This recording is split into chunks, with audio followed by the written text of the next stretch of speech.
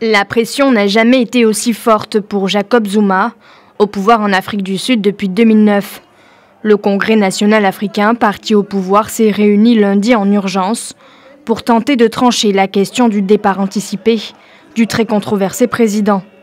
Pour l'ANC, le temps presse.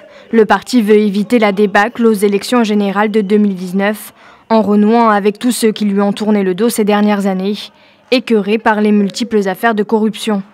Jacob Zuma doit s'adresser jeudi devant le Parlement pour son discours annuel sur l'état de la nation. Mais les partisans du nouveau chef de l'ANC, Cyril Ramaphosa, élu en décembre sur la promesse de lutter contre la corruption, font tout pour l'en empêcher, en obtenant d'ici là son départ. Les alliés du président estiment qu'il doit terminer son mandat. Signe des profondes divisions qui agitent le parti de l'ex-président Nelson Mandela, pro- et anti-Zuma ont manifesté lundi devant son siège à Johannesburg.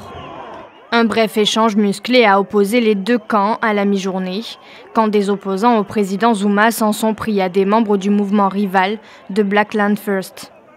Le président Zuma refuserait de démissionner.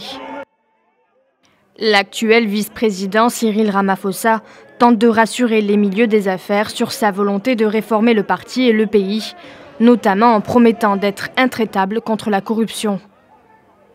Plusieurs scénarios de départ anticipé sont envisageables.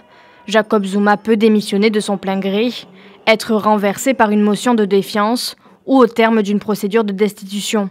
Le président qui est élu par les députés peut aussi être rappelé par son propre parti, qui peut lui enjoindre de démissionner.